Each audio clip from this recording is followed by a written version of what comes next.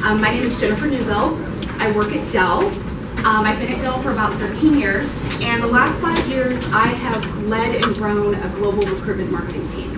What is global recruitment marketing? Well, it's the marketing arm of recruiting. So what we do is we focus on how we attract candidates to the company, how we track and improve their experience, and we survey our candidates and we ask them for feedback. We also engage with our candidates routinely on social media. So a big part of what I'm going to talk about is social media, so don't get nervous. It's a lot easier than it sounds, and I'm just going to talk through kind of why the digital stamp that you leave is so important. So we'll go ahead and just get started. Okay, what we'll cover. What is a personal brand? I know it sounds like a really big buzzword. It's really, in all honesty, it's just really your reputation. So we'll just kind of cover that. Just some things to consider: the power of social media, the size of social media, how it's growing, what recruiters are doing online, and that is they're looking many of you up. So if you're not online, if you're not on, at least on LinkedIn or keeping your LinkedIn profile updated, that's something that you want to consider. And the impacts of the digital age. Networking and mentoring. Dan did a great job of covering that, so if we start to run out of time, I think we're good there. I have some do's and don'ts and some practical tips as well, and then if we have time for questions, we'll certainly do that. So what is a personal brand? It's the who, what, and how. Who you are, how you, what differentiates you, and how you take action in activities. So we'll talk about some really practical tips around how you can take actions and activities. But that's essentially what a personal brand is. It's really your reputation and who you are. And essentially, Jeff Bezos did a really good job. He's the founder of Amazon.com. You've probably seen this quote before. It's a little overused at this point, but it's what people think or say about you when you're not in the room. So that's something to keep in mind. What is your reputation? What stamp do you leave, whether it's face-to-face interaction or a digital interaction? And they're really becoming very closely related now that we're in the digital age. I really like this other quote. View your personal brand as a trademark and asset that you must protect while continuously molding and shaping it. You think, well, what does that mean? What it means is that your personal brand is constantly evolving and growing and changing. And sites like LinkedIn can do a really great job of helping to showcase that. So I'll give you an example. A lot of people I talk to, I spend a lot of time printing profiles and helping people at the Dell organization showcase their brand on LinkedIn. And one of the things that people don't know is that you have the ability to add a project. You can actually tag people that worked on that project with you and put like a timeline and kind of the impact and the ROI of that project. Those are the kinds of things every 3 to 6 months that you should be doing on your LinkedIn profile to keep it alive. And I can't tell you how many people from other companies call me and tell me like, wow, your profile is great, or you worked on this project, like, I'd love to share best practices with you. And so that's me building my influence and my thought leadership within the recruitment marketing space. So if you want people to call you, if you don't want people to call you, then leave your LinkedIn profile alone. Social media today, there's a lot of data points and a lot of numbers on here. I'm not going to go through all of them. I'll just say, for example, wow, there's 1 billion people plus on Facebook. There's millions and millions of interactions on social media every day. So if you're not including digital or social media, at minimum, LinkedIn, there are other opportunities and options as well, such as Twitter. Twitter's a great way to brand yourself online. You should, because you're really missing out. So we'll talk a little bit more about that. Is your personal and your professional brand the same? I get asked this all the time. And up until a couple of years ago, people were really convinced, oh, I'm on Facebook and that's who I am on a personal level, but LinkedIn's professional. And that's not really how a lot of people in the recruitment space actually look at it. For example, companies really want to know more about you as an individual and as a person. And essentially, who you are and your values and what you care about are threads that weave through both your personal and your professional life. So we have a lot of those discussions with people within the Dell organization that it's okay to just be yourself. Obviously, you want to be appropriate. If you're inappropriate on Facebook, then maybe you want to think about that because recruiters are probably looking up your information online. So it's just something to think about. Why brand yourself online? I found this quote, just like you can't sell your home until you work on its curbside appeal, you can't build your personal brand. And this particular quote includes LinkedIn and Twitter, and I do think those are probably the 2 most powerful social media sites. I mean, there's also Facebook, and I know a lot of people think that's very personal, but there's tons of opportunities to brand yourself on Facebook. There's Facebook groups and there's professional Facebook groups. So there's opportunities to get engaged on groups on Facebook as well as LinkedIn. And I can tell you within the last 6 to 12 months, I've been able to really create a great group of connections on Facebook as opposed to LinkedIn using groups. So Facebook is definitely, don't call them out when it comes to personal and as well as professional connections. So what's in it for me? So there's a lot of people, especially people that aren't comfortable with social media and digital, are like, oh God, this is something else for me to do. Well, one, you can find your next opportunity through social media. We hire about 8 to 10% of all of our hires at Dell globally through social media. So whether that's Twitter, whether that's Facebook, whether it's LinkedIn, it's a pretty good, probably 1 or 2 out of every 10 people we hire through some type of social platform. So yes, you can get a job that way. There's some rules of engagement, so I'll talk a little bit about that. You can also really build your professional brand, and you can build your thought leadership, and you can create, if you're a subject matter expert, a following. So for example, in Twitter, I probably have about 3,000 followers now, but anytime I engage in some type of event like this, I find that more people are sort of following with me and engaging with me, or sending me a direct message like, hey, this was really cool, like, I have this idea, can I talk to you about it? And it's a great way to actually meet people, but it's all digital. And I'll tell you a really, really quick story. I have a direct report on my team who we hired at Dell through Twitter, seriously.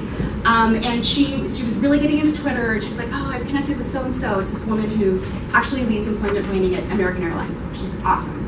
And she went to this event in Houston, just kind of randomly. It was like an employment branding, recruitment marketing event, and she met her there. So just because you're connecting with somebody digitally doesn't mean you're not going to eventually meet them. And of course, the connection was that much more meaningful. It wasn't, oh, hi, I'm Carrie, I'm connected with your boss, Jennifer. It was, oh my God, a hug. Because they already had interacted, and it was almost like they were friends in a way. So there's some really cool things that can happen if you put yourself out there digitally. So just keep that in mind. Networking and mentoring, I think Dan did a really good job talking about this, but we remind our employees at Dell that networking and mentoring are still very important to this process. Some of it's digital. Yes, you can network with people and mentor people over email and over digital and over the phone. And some of it's face-to-face. We don't want to completely get rid of face-to-face personal interactions. That's it. We're human beings. We want that. Just a couple of things, some tips here. And again, Dan gave you like a great laundry list there. But online, follow influencers and connect with influencers. And there were some questions around, well, how do I get my AB connections? Look at who your second connections are in LinkedIn. So LinkedIn does a really good job of telling you these are people that are connected to your first connections. So then you make an introduction that makes sense. Because an introduction that doesn't make sense, and I get a lot of these, I'm like, bye-bye. Because we're busy people. But if you have an introduction of, hey, I'm friends with so-and-so, I went to college with them, I see you're connected. I think Dell's great, I really want to be a part of that organization. Then I'm obviously going to respond to you, right? You know someone that I know, that person's great, so you must be great. So making those connections through your second LinkedIn connections is a good idea.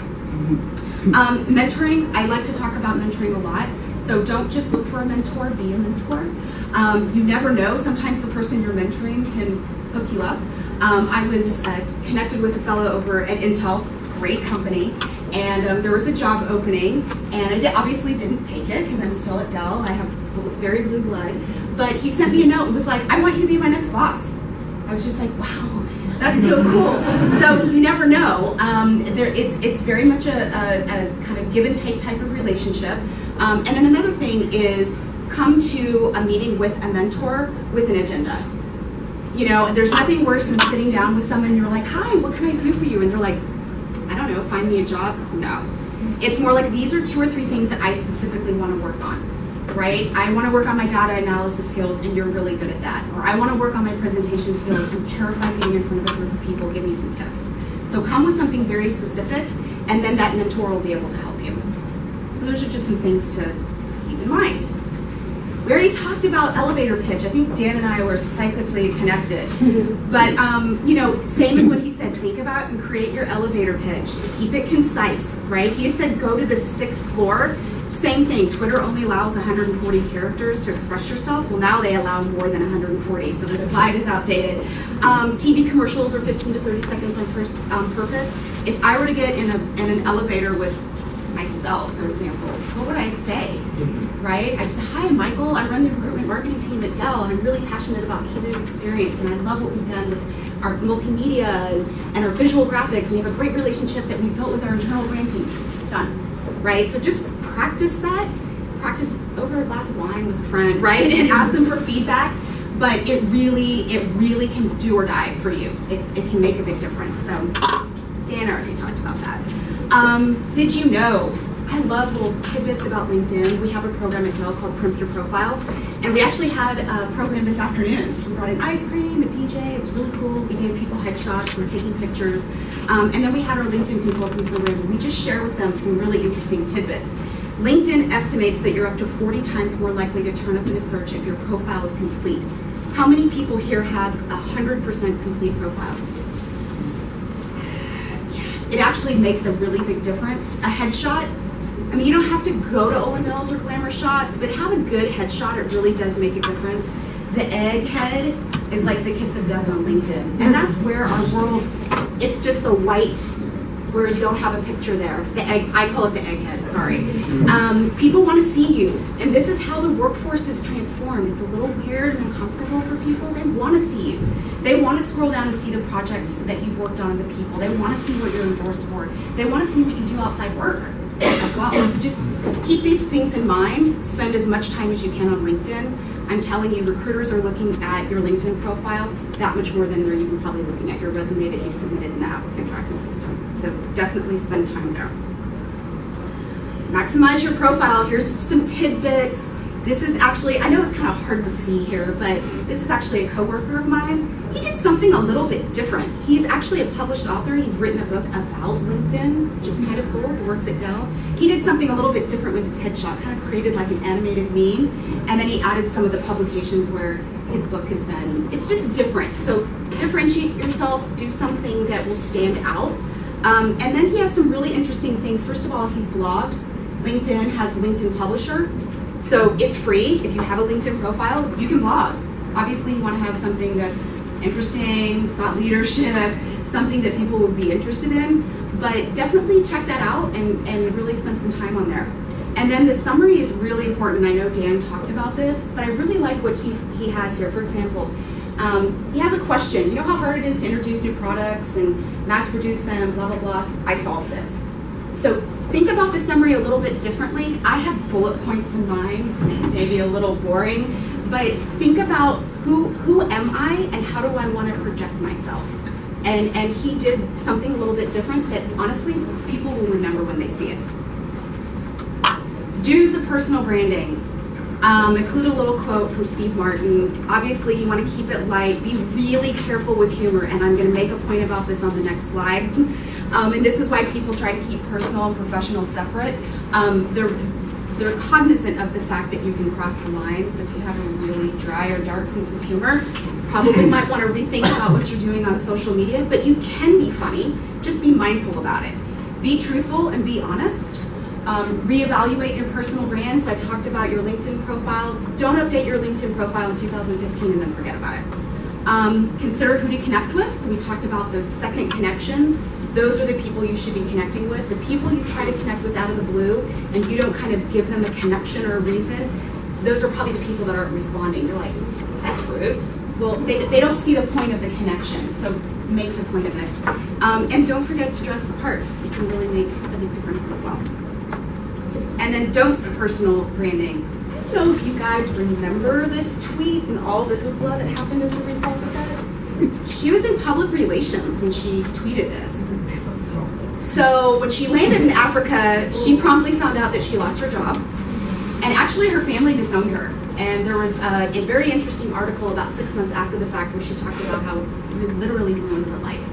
And they talked to some of her friends, and her friends were like, well, that's just Justine. She's crazy. She's got a crazy sense of humor. Don't be crazy on Twitter. Just be crazy with your friends over a glass of wine behind closed doors. It's not funny. It's offensive.